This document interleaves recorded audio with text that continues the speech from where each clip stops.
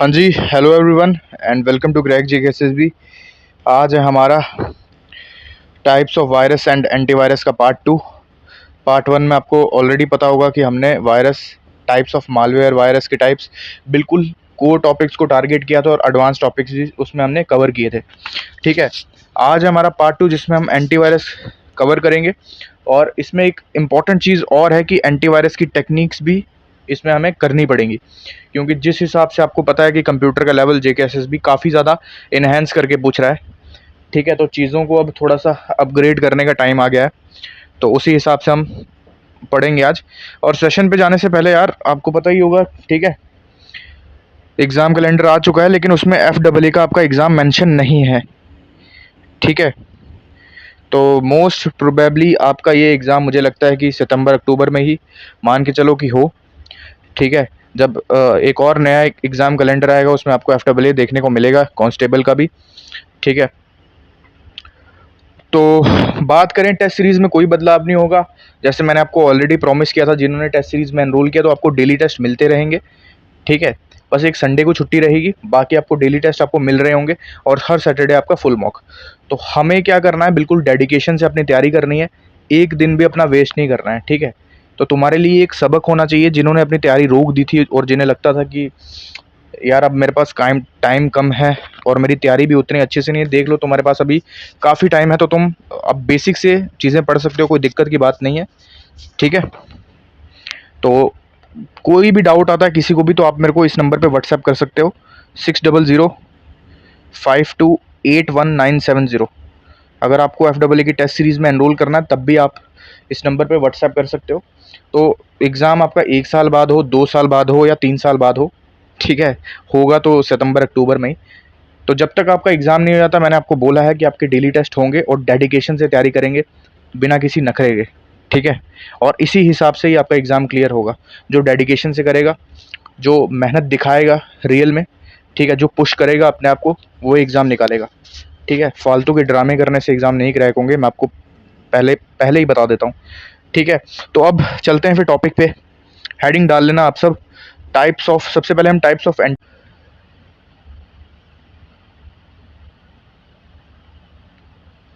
अब देखो, जो हम एंटीवायरस के टाइप्स करने वाले हैं ना, इसमें हम पढ़ेंगे एंटीवायरस टेक्निक के बेसिस पे जो आपके एंटीवायरस हैं। ठीक है, सबसे पहले मैं बात करूंगा आपका signature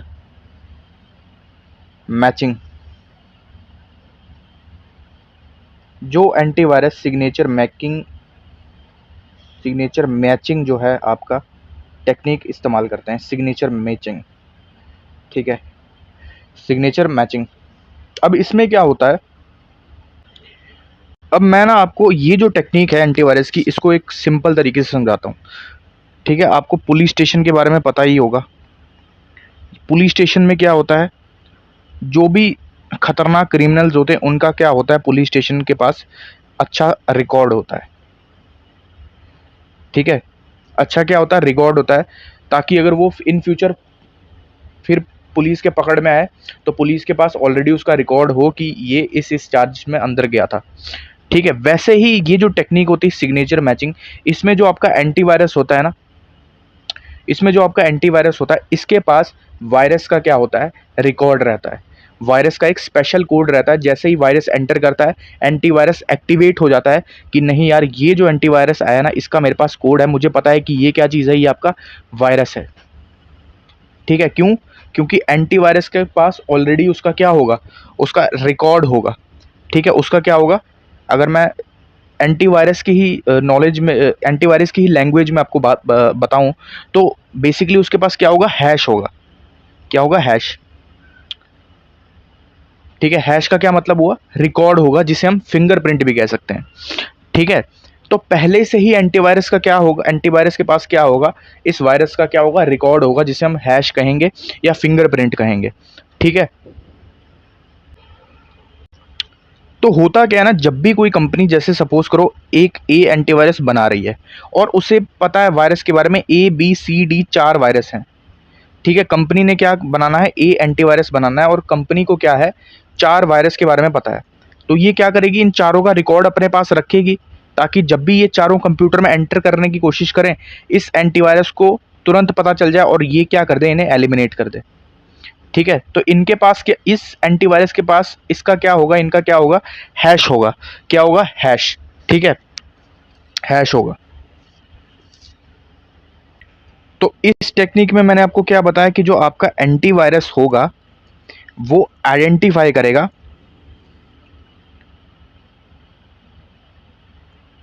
on the basis of hash.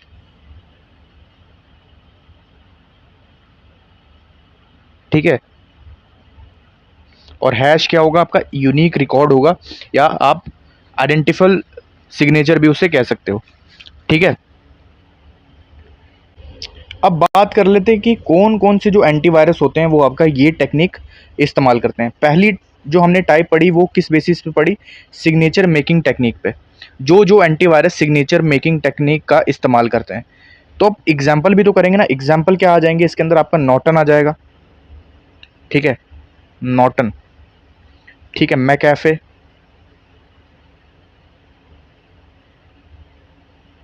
मैकैफे में एक ही एफ होता है। ठीक है, मैकैफे। क्विक हील हो गया आपका। ठीक है, क्विक हील, क्विक हील हो गया। कैस्पर स्काई हो गया,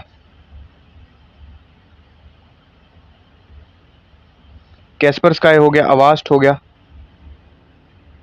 और आपका एवीजी एंटीवायरस हो गया। कभी भी क्वेश्चन आ जाए कि इनमें से कौन सा जो है वो सिग्नेचर मेकिंग है, तो ये सारे के सारे हैं।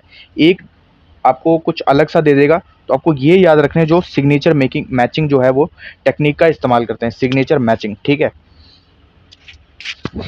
देखो अब यहाँ पे खुद ही आप लगा लोगे सिग्नेचर मैचिंग का, बताओ क्या आंसर होगा, पी का क्या होगा। सीधा सीधा मेरे को दिख रहा है यहाँ पे, compares the files unique hash against A known database of threads. तो वो क्या आइडेंटिफाई करता है, जो यूनिक हैश होता है उस वायरस का। ठीक है, जो ऑलरेडी जो कोड होता है, जो हैश होता है वो ऑलरेडी किसके पास होता है, वो एंटीवायरस के पास। तो जैसे ही वायरस एंटर करता है वो एक्टिवेट हो जाता है, उसको पता होता है कि यार ये वायरस आ गया है। ठीक है, और इसका मेरे पास हैश है तो इसे एलिमिनेट करना है। तो उस हिसाब से क्या होगा, वो उस वायरस को क्या करेगा, एलिमिनेट कर देगा। ठीक है, आपको मैंने एग्जाम्पल्स भी बता दिए जो जो सिग्नेचर मैचिंग को टेक्निक को क्या करते हैं, फॉलो करते हैं। ठीक है, सेकंड में बात कर लेता हूँ दूसरी टेक्निक। ठीक है, जो एंटीवायरस दूसरी टेक्निक को फॉलो करते हैं, और दूसरी टेक्निक हमारे पास आ जाएगी कौन सी, सैंड बॉक्सिंग। कौन सी आ जाएगी, sand boxing. Sand boxing technique जो एंटीवायरस फॉलो करते हैं, सैंड बॉक्सिंग। देखो, अब सैंड बॉक्सिंग जो आपकी टेक्निक होती है, इसको जो एंटीवायरस इस्तेमाल करते हैं ना, वो बेसिकली क्या करते हैं, एक वर्चुअल इन्वायरमेंट बनाते हैं। वर्चुअल इन्वायरमेंट का क्या मतलब होता है, एक नकली टाइप का इन्वायरमेंट बनाते हैं किसी अननोन फाइल को रन करने के लिए। कंप्यूटर से पहले ही रन करते हैं। मैं आपको एग्जांपल के तौर पे समझाता हूँ। सपोज करो ये आपका एक कंप्यूटर है। ठीक है, और ये कोई बंदा एक्स है, और आपने कोई आर नाम का एंटीवायरस अपने कंप्यूटर में डाला हुआ है। ठीक है, अब ये एक्स जो है, ये फाइल आपके कंप्यूटर में आ रही है। अब हमें नहीं पता कि ये इन्फेक्टेड फाइल है। ठीक है, कैसी है, क्या ये हमारे जो कंप्यूटर है उसे क्या करेगी, हार्म करेगी, हमें नहीं पता। तो ये जो आर एंटीवायरस होगा ना, इस कंप्यूटर से पहले इसको रन करके क्या करेगा, चेक करेगा। इसको रन करेगा चेक करने के लिए कि ये सेफ है या नहीं। अगर ये सेफ नहीं होगी तो ये क्या करेगा, इसको सीधा रिजेक्ट कर देगा और कंप्यूटर से बाहर निकाल देगा। अगर ये ठीक होगी हमारे कंप्यूटर के लिए तो इसको अलो कर देगा। तो बेसिकली क्या करता है, ये जो सैंड बॉक्सिंग टेक्निक होती है, इसमें जो एंटीवायरस होता है वो अपना एक वर्चुअल इन्वायरमेंट बनाता है। उसमें जो फाइल्स आती हैं उसको क्या करता है, अपने ही एक वर्चुअल इन्वायरमेंट में रन करके देखता है। कंप्यूटर के अंदर रन नहीं होता, वो एंटीवायरस के अंदर एक वर्चुअल इन्वायरमेंट होता है, सैंड बॉक्स उसे हम कहते हैं। वहाँ पे जाके इसको रन करता है। अगर ये ठीक है, फाइल इन्फेक्टेड नहीं है, तो आपको कंप्यूटर को फिर वो दे देता है, फिर आप कंप्यूटर में से ऑन कर सकते हो। अगर वो इन्फेक्टेड फाइल है, आपके कंप्यूटर को हार्म कर सकती है, तो वो उसे कंप्यूटर से बाहर निकाल देता है। जिस सोर्स से वो आया होगा उसी सोर्स पे वो वापस चला जाएगा। तो ये होती है सैंड बॉक्सिंग टेक्निक। ठीक है, आपको समझ आ गया होगा। अब सैंड बॉक्सिंग जो टेक्निक है वो कौन कौन से एंटीवायरस इस्तेमाल करते हैं, आपको ये भी याद रखना कि जो हमारा गूगल क्रोम है वो भी सैंड बॉक्सिंग टेक्निक जो है वो इस्तेमाल करता है। कैसे? अगर कोई इन्फेक्टेड वेबसाइट आपने ओपन की है, वो पहले ही आपको अलर्ट कर देगा कि ये जो आपकी वेबसाइट है ये इन्फेक्टेड है, खुलने से पहले ही, मतलब अभी ओपन नहीं होती, गूगल क्रोम ऑलरेडी उसको ओपन कर लेता है अपने वर्चुअल इन्वायरमेंट के अंदर, अभी आपकी वो लोड ही हो रही होती है, और क्रोम क्या क्या करता है, उसको पहले ही चेक कर लेता है और फिर आपको बता देता है, अलर्ट कर देता है कि ये जो वेबसाइट है आपके लिए अच्छी नहीं है, तो आप इसको अवॉइड करो। तो यही जो टेक्निक होती है, इसी को हम बोलते हैं सैंड बॉक्सिंग। ठीक है जी। अब मैं आपको बताता हूँ कि कौन कौन से जो एंटीवायरस है जो सैंड बॉक्सिंग टेक्निक इस्तेमाल करते हैं। हमारा सबसे पहले आ जाता है कोमोडो, अवास्ट, ठीक है, एवीजी, कैस्पर स्काई भी इस्तेमाल करता है इसको, कैस्पर स्काई, ठीक है, और बिट डिफेंडर। याद रखना, बिट डिफेंडर को मार्क कर देना, एग्जाम में पूछ सकता है। बिट डिफेंडर जो होता है वो भी आपकी जो सैंड बॉक्सिंग टेक्निक है उसको इस्तेमाल करता है। ठीक है, तो मैंने आपको दूसरा भी बता दिया, सैंड बॉक्सिंग के बारे में भी बता दिया। ठीक है, तो देखो सैंड बॉक्सिंग का क्या यहाँ पे आंसर होगा, इसका आंसर हो जाएगा 2। सेफली एग्जीक्यूट्स कोड, मतलब क्या करता है, उसको चला के देखता है, रन करता है, कहाँ पे, रिस्ट्रिक्टेड वर्चुअल इन्वायरमेंट के अंदर। सैंड बॉक्सिंग टेक्निक में यही होता है कि आपके वर्चुअल इन्वायरमेंट में एग्जीक्यूट कोड का मतलब सिंपल हो गया, रन करके देखता है वो प्रोग्राम को, अगर वो सही है तो अलो करेगा, बेकार है, आपके कंप्यूटर को हार्म कर सकता है, इन्फेक्ट कर सकता है, तो रिजेक्ट कर देगा। तो एग्जीक्यूट मतलब चला के देखता है वो, तो आर का क्या हो जाएगा, 2 हो जाएगा। ठीक है, अब हम बात करते हैं अगला जो हमारा टेक्निक है, उसके बेसिस पे एंटीवायरस लिख लेते हैं। अगला हम करते हैं क्वारंटाइन, तो हेडिंग डाल लेना आप क्वारंटाइन। ठीक है, अब ऐसी चीज़ें आपको पढ़नी पड़ेंगी दोस्तों, क्योंकि अब यहाँ से भी सवाल आपके बनेंगे, तो हम जितना हो सकता है उतना आप डीप जाएंगे। ठीक है, अगला हमारा टाइप आ जाएगा क्वारंटाइन। ठीक है, अब ये वाली जो टेक्निक है, इसके बेसिस पे जो एंटीवायरस है वो काफ़ी ज़्यादा, ये जो टेक्निक है ये बहुत इजी है, मैं आपको समझाता हूँ कैसे। देखो, ये टेक्निक जो एंटीवायरस इस्तेमाल करते हैं ना, उनके अंदर एक फोल्डर होता है जिसे हम कहते हैं क्वारंटाइन। क्या कहते हैं, क्वारंटाइन। ये आपका कंप्यूटर हो गया, ठीक है, ये कोई एक्स यूज़र ने इसके अंदर फाइल भेजी जो इन्फेक्टेड है, ठीक है, इन्फेक्टेड है, और एंटीवायरस को पता लग जाएगा कि ये इन्फेक्टेड है, तो वो क्या करेगा, इस इन्फेक्टेड फाइल को, ठीक है, अपने क्वारंटाइन बॉक्स के अंदर क्या करेगा, सेव कर लेगा। क्या करेगा, एंटीवायरस बेसिकली अपने अंदर ले लेगा उस फाइल को। ठीक है, इससे क्या होगा कि वो जो आपकी वो जो इन्फेक्टेड फाइल थी वो कंप्यूटर में नहीं आएगी, कंप्यूटर में रन नहीं होगी, वो सीधे सीधे कहाँ जाएगी, क्वारंटाइन फोल्डर के अंदर, जो कहाँ पे होगा, आपका एंटीवायरस के अंदर। ठीक है, तो सिंपली क्या हो रहा है, फाइल को ब्लॉक कर दे रहा है, कंप्यूटर उसको एक्सेस नहीं कर पा रहा, तो अगर एक्सेस नहीं कर पा रहा तो वो हार्मफुल भी नहीं होगा कंप्यूटर के लिए, क्योंकि वो एक्सेस ही नहीं ले पाएगा उस चीज़ के लिए।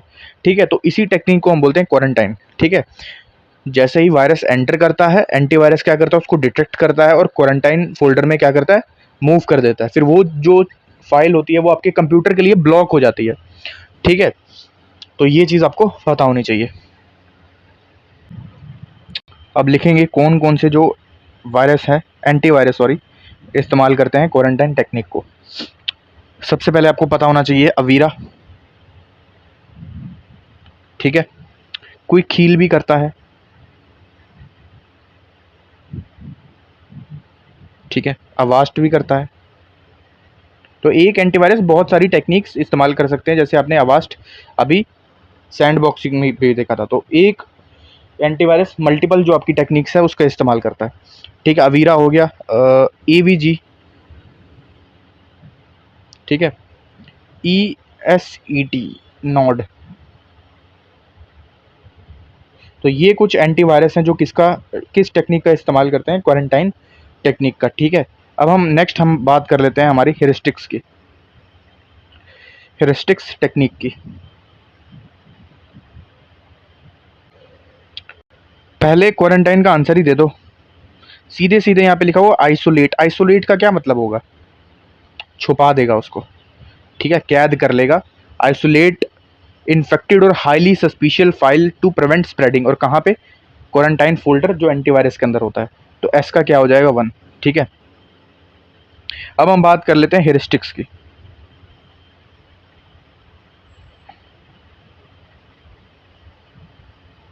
हेरिस्टिक्स टेक्निक कौन कौन से एंटीवायरस आपके फॉलो करते हैं, ठीक है।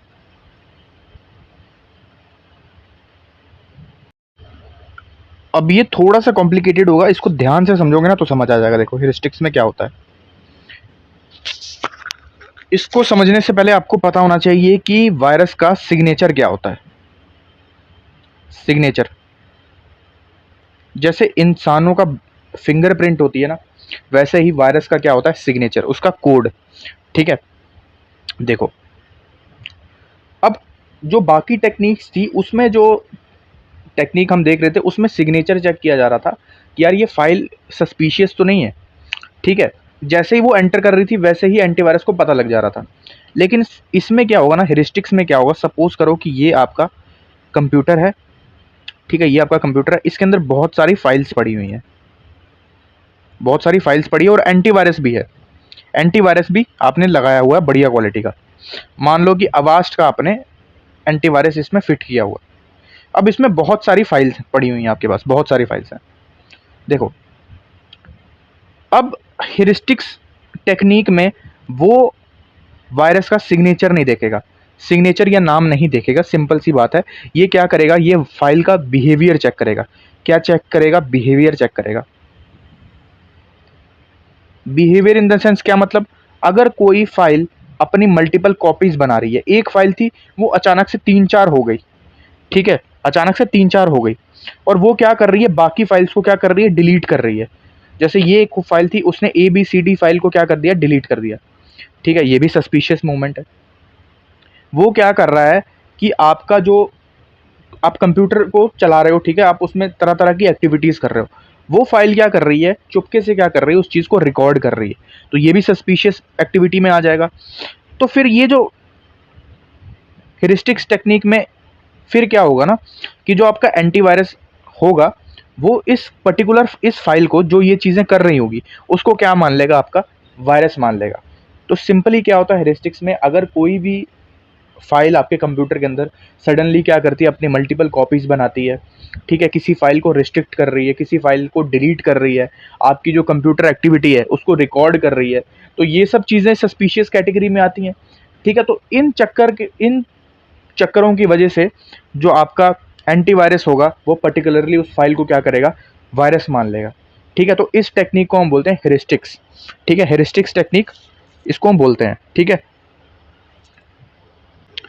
अब कौन कौन से एंटीवायरस इस टेक्निक का इस्तेमाल करते हैं, तो बेसिकली वो सारे जो मैंने आपको करवाए थे अभी ऊपर, ठीक है, उन सारे के अंदर ही ये टेक्निक होती है। कौन कौन सी, कैस्पर्स का है, ठीक है, नॉर्टन, मैकएफ, अवास्ट, ठीक है, क्विक हील, बिट डिफेंडर हो गया आपका,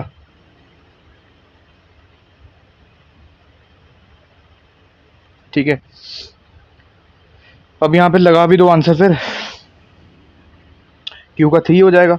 looks for suspicious behaviour patterns और रूल डिविएशंस, ठीक है। तो क्या इसका आंसर हो जाएगा फिर हमारे पास, बी। बी यहाँ पे सही कोड हो जाएगा इस क्वेश्चन का, ठीक है। तो मैंने आपको ये 4 इंपॉर्टेंट एंटीवायरस टेक्निक थी और इनके बेसिस पे मैंने आपको एंटीवायरस करवा दिए, ठीक है। अब हम कुछ इंपॉर्टेंट एंटीवायरस और उनका कंट्री का ओरिजिन भी कर लेते हैं, क्योंकि वो भी इंपॉर्टेंट है, पूछ सकता है, ठीक है। ठीक है, तो लिखना शुरू करो। सबसे पहले बात करूंगा क्विक हील की। तो क्विक हील कहाँ का है, हमारे इंडिया का। क्विक हील कहाँ का है, इंडिया का, ठीक है। और क्वेश्चन आ सकता है इसको स्टार्ट किसने किया था, तो कैलाश काटकर ने इसको स्टार्ट किया था। किसने, कैलाश काटकर, क्विक हील, ठीक है। दूसरा इंडियन याद रखो, K7 कंप्यूटिंग, K7 से याद रखो। K7 भी कहाँ पे हुआ है, इंडिया में, ठीक है। और बस इसका चेन्नई बेस्ड एक कंपनी है, उसने इसको लॉन्च किया था। फिर आ जाता है कैस्पर स्काई। कैस्पर स्काई याद रखना, कैस्पर स्काई आपका कहाँ का है, आपका रशिया का, रशिया ओरिजिन का है, ठीक है। मैकएफ की बात करूं,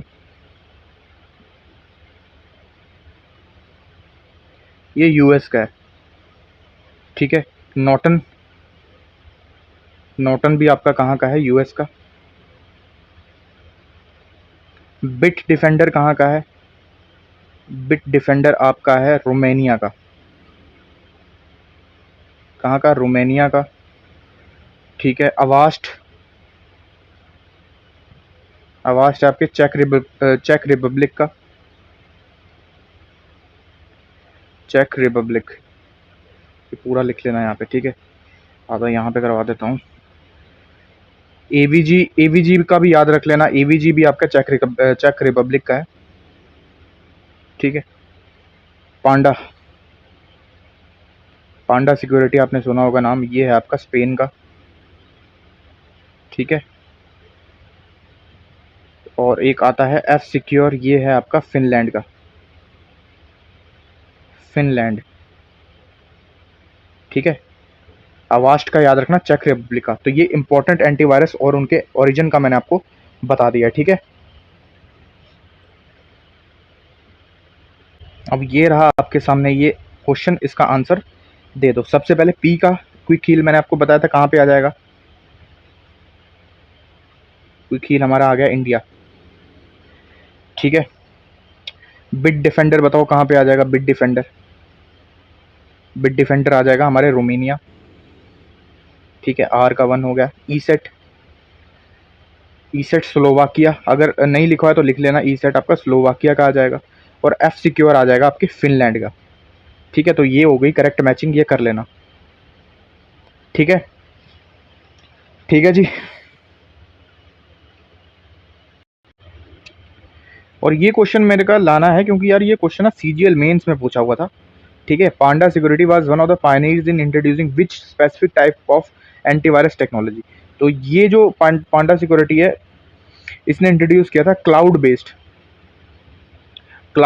कलेक्टिव इंटेलिजेंस स्कैनिंग, ठीक है।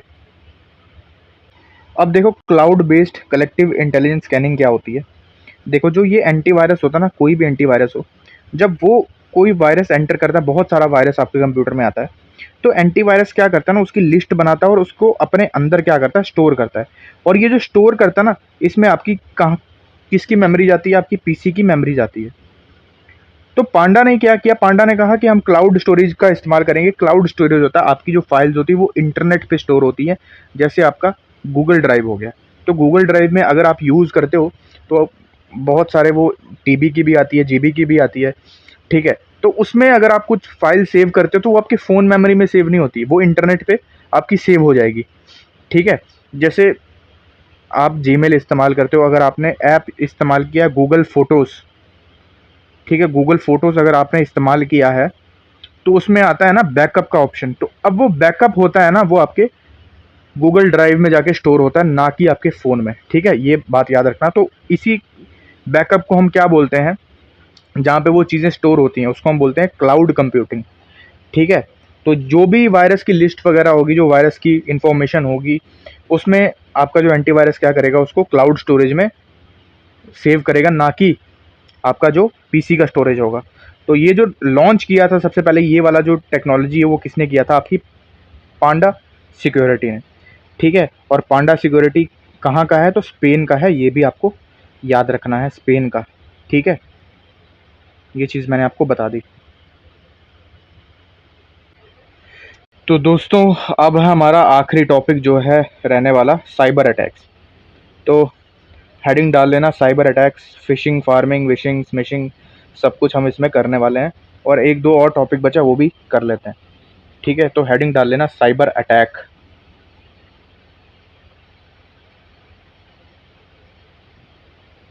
मेक श्योर गाइस कि आपने अभी तक सीपीयू आर्किटेक्चर वाली क्लास देखी हो, उसको ज़रूर देख लेना। जूनियर असिस्टेंट के मैक्सिमम सवाल वहाँ से आए थे, ठीक है। और कोशिश करना कि टेस्ट सीरीज़ में जितनी आपको मैंने अभी तक computer related, GS related sheets दी हैं, उनको आपने 3-3 4-4 बार सॉल्व किया हो, ठीक है। तो सबसे पहला जो हमारा साइबर अटैक रहेगा वो रहेगा आपका, बात कर लेते हैं फिशिंग की, फिशिंग की, ठीक है।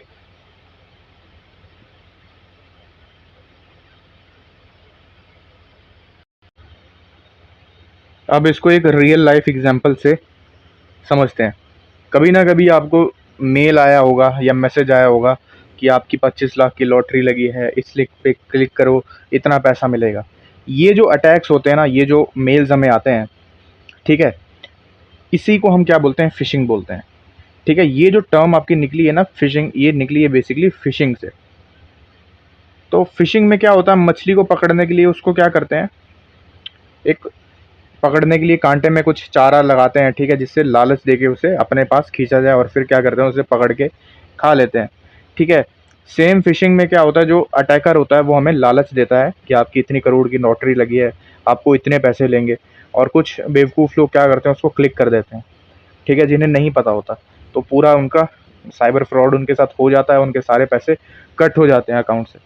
ठीक है, तो यही जो कंसेप्ट होता है ना, इसी को हम बोलते हैं फिशिंग बोलते हैं। इसमें आपको ललचाया जाता है एक टाइप का। ठीक है, अटैकर क्या करता है? आपको झूठे दिलासे देता है कि आपको इस लिंक पे क्लिक कर अगर आप करोगे तो आपको पैसे मिलेंगे, आपकी लॉटरी वगैरह निकली है। ठीक है, इसी चीज़ को हम बोलते हैं फिशिंग। तो क्या आते हैं इसमें, एक टर्म लिख लेना, fake deceptive emails. Deceptive mails आते हैं आपको। ठीक है,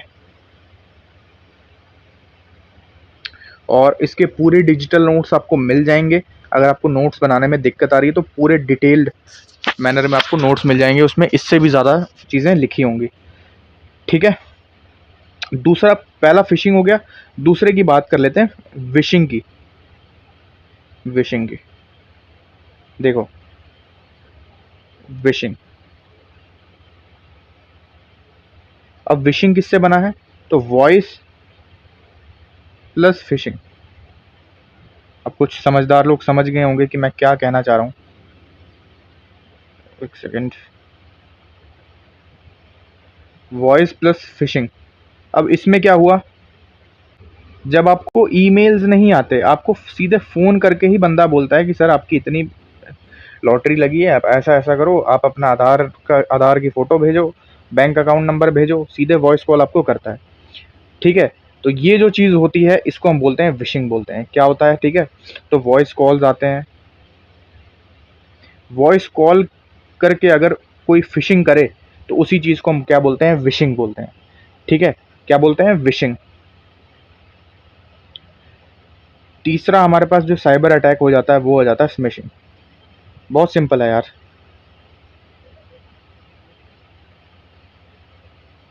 स्मिशिंग में क्या हो जाएगा? आपका एसएमएस प्लस फिशिंग। अब पहले फिशिंग में क्या हो रही थी? आपको मेल्स आ रही थी ना, इसमें क्या आता है? आपका एसएमएस आता है।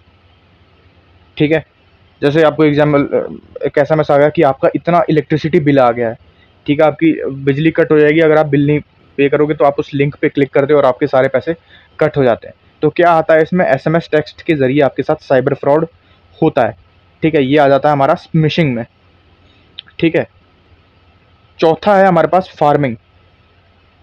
फार्मिंग,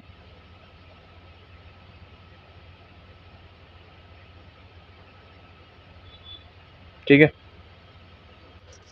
अब ये जो फार्मिंग साइबर अटैक होता है ना, ये बहुत खतरनाक होता है, इसको ध्यान से समझना।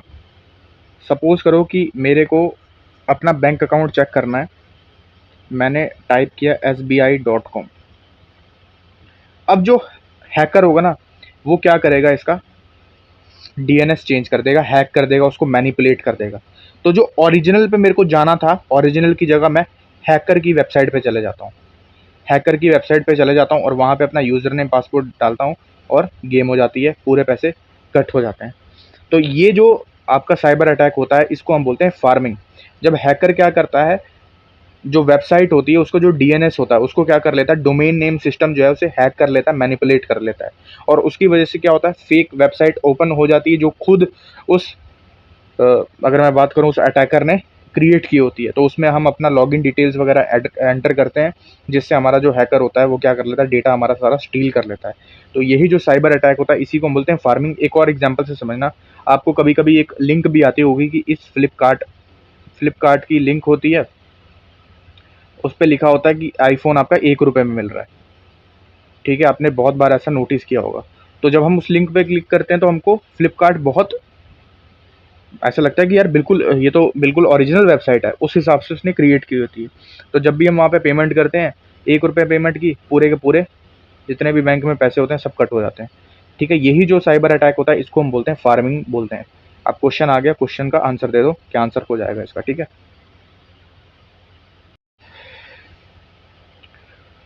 तो फिशिंग पे क्या इसका आंसर हो जाएगा हमारा, डिसेप्टिव ईमेल्स आते थे। ठीक है, फार्मिंग में क्या होता था आपका, फेक डीएनएस क्रिएट होके आपको आप अलग वेबसाइट पे चले जाते थे, फेक वेबसाइट पे। विशिंग में क्या होता था आपको बताओ, विशिंग में आपको कॉल्स आती थी, फ्रॉड कॉल्स। और स्मिशिंग में क्या आता था आपको, एसएमएस टेक्स्ट वगैरह आते थे। तो कंफ्यूज नहीं होना, ये सारे साइबर अटैक्स मैंने आपको करवा दिए, fishing, farming, wishing and smishing. ठीक है, ऑलराइट। अब नेक्स्ट हमारा एक टॉपिक है जिसे हम कहते हैं इंटीग्रिटी चेकिंग क्या होती है एंटीवायरस के अंदर। ठीक है, व्हाट इज इंटीग्रिटी चेकिंग। अगर वो बहुत बहुत बहुत हार्ड बना ले तो ऐसा सवाल वो पूछ सकता है कि इंटीग्रिटी चेकिंग क्या होती है। ठीक है, तो ये भी कर लेते हैं। अब इसको मैं पूरा आपको स्टेप्स में समझाऊंगा। पहला स्टेप 1 आ जाता है। ठीक है, स्टेप 1 की अगर मैं बात करूं तो सपोज करो आप नया नया कंप्यूटर लाए हो। ठीक है, और आपने अगले दिन क्या किया, उसमें एक बढ़िया सा एंटीवायरस डाला, एंटीवायरस डाल दिया। सपोज करो अवास्ट का आप डाल देते हो, अवास्ट का आपने इंस्टॉल किया। अब पहले दिन क्या करेगा ना, ये क्या करेगा, आपकी जितनी भी इसके अंदर फाइल्स हैं उसको क्या करेगा, स्कैन करेगा। क्या करेगा, स्कैन कर लेगा। ये जो पहला स्टेप होगा इसको हम बोलते हैं चेकसम, जिसमें इनिशियल स्टेज में वो जैसे ही आप अपने कंप्यूटर में एंटीवायरस इंस्टॉल करते हो, वो पहला स्टेप ही क्या करता है, चेकसम करता है। मतलब अगर एंटीवायरस फ्रेश डला है आपके कंप्यूटर के अंदर, वो जितनी भी आपकी फाइल्स होंगी उनको क्या कर लेगा, स्कैन कर लेगा। और स्कैन करके डिजिटल फिंगरप्रिंट निकाल लेगा आपकी फाइल्स का। क्या निकाल लेगा, डिजिटल फिंगरप्रिंट बना लेगा कि यार ये फाइल्स हैं, इनमें कोई भी एरर नहीं है, 0% एरर है। तो उनको पता चल गया और देख लेगा कि ऐसी ऐसी फाइल्स हैं, ऐसी ऐसी इनकी प्रॉपर्टीज़ हैं। ठीक है, और उनका पूरा जितनी भी फाइल्स होंगी उन सबका डेटा किसके पास होगा, उस एंटीवायरस के पास होगा। ठीक है, और इसी प्रोसेस जो ये पहला स्टेप होता है इसे हम बोलते हैं डिजिटल प्रिंट, या हम कहते हैं चेकसम कहते हैं। क्या कहते हैं, चेकसम, याद रखना। जिसमें इनिशियल स्टेज में वो आपकी सारी फाइल्स क्या कर लेगा, स्कैन कर लेगा। ठीक है, और चेकसम करने से क्या होगा, ये आपका एक मैं बात करूं तो unique alpha numeric code generate करता है। क्या करता है, यूनिक कोड जनरेट होता है, उसी को हम चेकसम बोलते हैं। तो सिंपल सा फिर से समझो, जैसे ही आपने एंटीवायरस अपने कंप्यूटर में डाला, वो आपकी सारी फाइल्स को स्कैन करेगा और चेकसम बना लेगा। चेकसम क्या होगा, आपका यूनिक कोड होगा, मतलब बेसिकली फिंगरप्रिंट होगा आपका पूरी फाइल्स का। ठीक है, अब क्या होगा, सपोज करो वो 30 दिन के बाद, अब 30 दिन आपने अपना कंप्यूटर चलाया तो उसमें बहुत सारी चीज़ें हुई होंगी, आपको मेल्स आए होंगे, आपने कुछ यूएसबी वगैरह डाली होगी, कुछ फाइल्स इंस्टॉल की होंगी, इंटरनेट से कुछ डेटा इंस्टॉल किया होगा, तो नया न्यू डेटा भी अब ऐड हो जाएगा उस कंप्यूटर में। ठीक है, न्यू डेटा भी आ जाएगा। तो अब क्या करेगा, 30 दिन के बाद ये जो एंटीवायरस स्कैन करेगा ना उस चीज़ में, ठीक है, उसको बोलेंगे करंट स्टेटस चेक करेगा। वो क्या करेगा, करंट स्टेटस चेक करेगा, क्योंकि अब न्यू फाइल्स भी ऐड हो चुकी हैं। अब वो ये चेक करेगा कि यार ये जो 30 न्यू फाइलें ऐड हुई हैं, क्या इसने जो पुरानी फाइल्स थी उनको कहीं इन्फेक्ट तो नहीं कर दिया। ठीक है, तो क्या करेगा, ये दोबारा से क्या करेगा, चेकसम निकालेगा। मतलब जो न्यू फाइल्स ऐड हुई थी उनको भी क्या करेगा, स्कैन करेगा। तो ये आपका सेकंड स्टेप हो जाएगा। और थर्ड में क्या करेगा, ये आपका कंपैरिजन करेगा कि जो नई फाइल्स आई थी।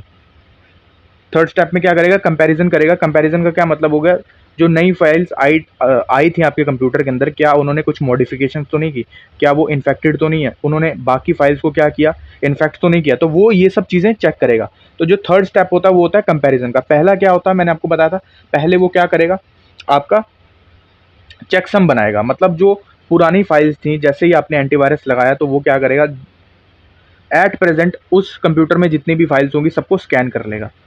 ठीक है, और क्या करेगा, स्कैन करके एक यूनिक कोड जिसे हम चेकसम कहते हैं वो जनरेट कर देगा।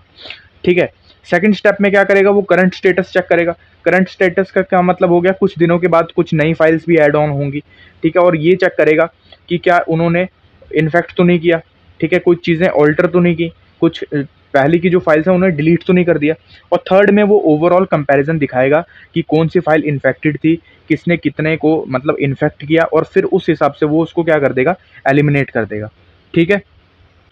और यही जो 3 स्टेप्स हैं इसी को हम बोलते हैं एंटीवायरस प्रोग्राम में इंटीग्रिटी चेकिंग, ठीक है। तो यहाँ पे इसका सीधे सीधे आंसर बताओ, क्या आंसर हो जाएगा, इसका आंसर हो जाएगा बी।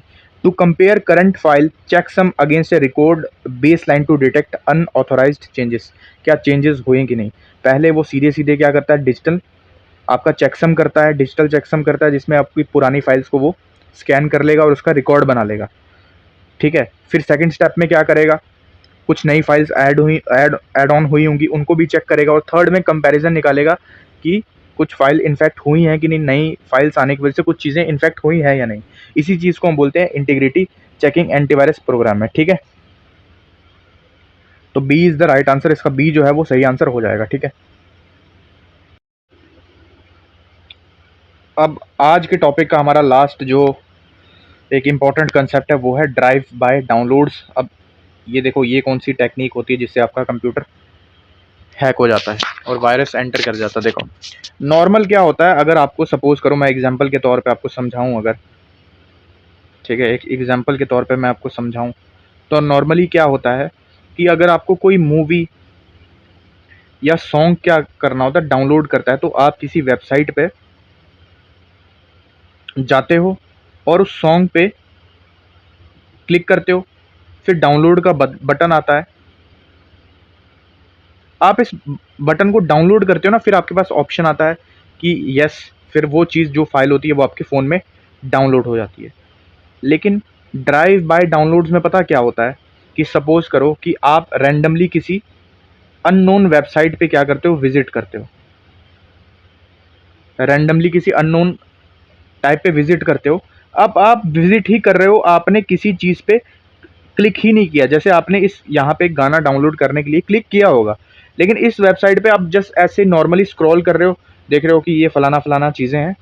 अब इसी वेबसाइट के पीछे हैकर बैठा होगा और उसने ऐसा कोड बिठा रखा होगा कि जो भी मेरी वेबसाइट पे आएगा उसको किसी मतलब क्लिक करने की ज़रूरत नहीं है, वो जैसे ही मेरी वेबसाइट पे आएगा बस उसने ओपन ही करनी है, और जो वायरस होगा वो सीधे कंप्यूटर के अंदर चला जाएगा और उसकी जो इन्फॉर्मेशन है उसको स्टील कर लेगा, ठीक है।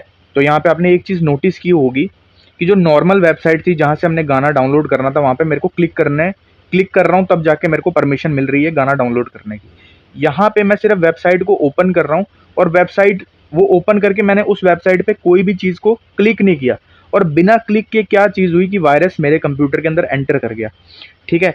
इसी कंसेप्ट को हम बोलते हैं ड्राइव बाय डाउनलोड, ठीक है, जिसमें यूज़र को किसी बटन पे, किसी ओके बटन पे, किसी डाउनलोड बटन पे क्लिक करने की ज़रूरत भी नहीं पड़ी, और वायरस सीधा ऑटोमेटिकली कहाँ पे, आपके कंप्यूटर के अंदर एंटर कर गया। इसी कंसेप्ट को हम बोलते हैं ड्राइव बाय डाउनलोड्स, ठीक है।